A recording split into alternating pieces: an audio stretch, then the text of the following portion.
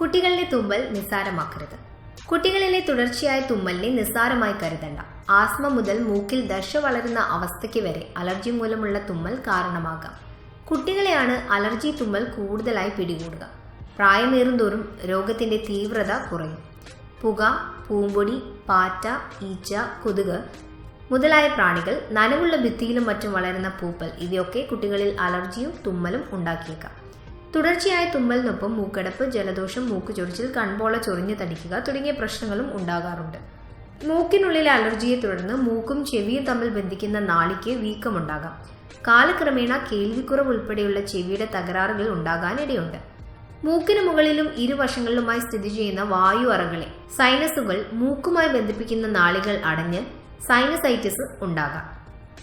തലവേദനയും ഒപ്പം മൂക്കിൽ നിന്ന് മഞ്ഞ കഫം പുറത്തു വരുന്നതുമാണ് ഇതിന്റെ പ്രധാന ലക്ഷണം. സ്ഥിരമായ തുമ്മലും മൂക്കടപ്പും മൂക്കിനുള്ളിലെ ശ്ലേഷ്മ സ്തരത്തിൽ നീർക്കെട്ടിന് കാരണമാകും. ഇത് കാലക്രമേണ വർദ്ധിച്ച് തടിപ്പുകൾ ഉണ്ടാകുന്നതാണ് മൂക്കിനുള്ളിൽ ദശ വളരുന്നതിന്റെ കാരണം. ശസ്ത്രക്രിയ വഴി നീക്കം ചെയ്ത ശേഷം അലർജി നിയന്ത്രിച്ചില്ലെങ്കിൽ വീണ്ടും പോളിപ്പുണ്ടായെന്ന് വരാം. തുടർച്ചയായ തുമ്മലുള്ളവരിൽ ഭാവിയിൽ ആസ്മ ഉണ്ടാകാനുള്ള സാധ്യത കൂടുതലാണ്. അലർജി തുമ്മലിന്റെ പ്രശ്നങ്ങളുള്ള 90% ആളുകൾക്ക് 5 മുതൽ 10 വർഷത്തിനുള്ളിൽ ആസ്മ ഉണ്ടാകുന്നതായി കണ്ടെത്തിയിട്ടുണ്ട്. രോഗത്തിന് കാരണമായ സാഹചര്യങ്ങളിൽ നിന്ന് ഒഴിഞ്ഞു നിൽക്കുക എന്നതാണ് അലർജി തുമ്മലിന്റെ നിയന്ത്രണത്തിന് പ്രധാന കാരണം. എന്നാൽ പലപ്പോഴും ഇത് പ്രായോഗികമായി വരില്ല.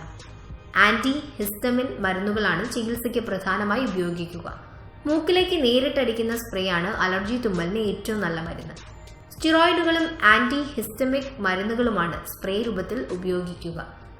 ദീർഘനാൾ ഉപയോഗിച്ചാലും കാര്യമായ പാർശ്വഫലങ്ങൾ ഉണ്ടാവില്ലെങ്കിലും ഒരു ഡോക്ടറുടെ നിർദ്ദേശപ്രകാരം ഇടയ്ക്കിടെ ഡോസിൽ വ്യത്യാസം വരുത്തേണ്ടി വരും.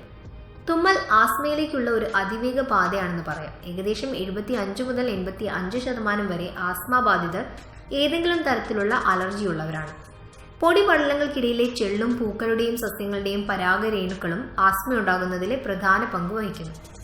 രക്തപരിശോധനകളും അലർജി ടെസ്റ്റ് നടത്തി അലർജി ഉണ്ടോ എന്ന് നിർണ്ണയിക്കാൻ സാധിക്കും. ഒരു വ്യക്തിക്ക് ഏതൊക്കെ വസ്തുക്കളോടാണ് അലർജി എന്ന് കണ്ടുപിടിക്കാനായി നടത്തുന്ന ടെസ്റ്റാണ് അലർജി ടെസ്റ്റിംഗ്. അലർജി ഉണ്ടാകുന്നതായി സംശയിക്കപ്പെടുന്ന വസ്തുക്കൾ ഒരു ചെറിയ അളവിൽ ത്വക്കിനുള്ളിൽ കുത്തിവെച്ചാണ് ടെസ്റ്റ് നടത്തുക. ഒരേ സമയം 30 മുതൽ 90 വരെ വസ്തുക്കൾ ഇങ്ങനെ പരിശോധിക്കാനാകും.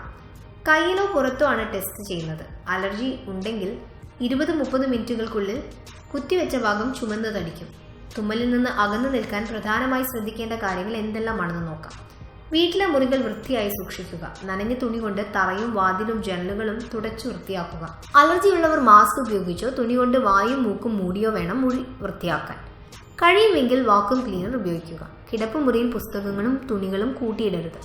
അലമാര അടച്ചു സൂക്ഷിക്കണം. പഞ്ഞി തലയണകൾക്ക് പകരം ഫോം അല്ലെങ്കിൽ റബ്ബർ ഉള്ളവ ഉപയോഗിക്കുക. ബെഡ്ഷീറ്റ്, തലയണ കവർ, പുതപ്പ് ഇവ ആഴ്ചയിൽ ഒരിക്കൽ ചൂടുവെള്ളത്തിൽ കഴുകി ഉണക്കുക.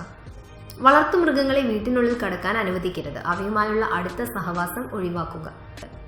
തുമ്മലുള്ള കുട്ടികൾക്ക് രോമം കൊണ്ടുണ്ടാക്കിയ കളിപ്പാട്ടങ്ങൾ കൊടുക്കരുത്. വീടും പരിസരവും വൃത്തിയായി ഈർപ്പരഹിതമായി സൂക്ഷിക്കുക. കീടനാശിനികൾ ഉപയോഗിച്ച് പ്രാണികളെ അകറ്റാം.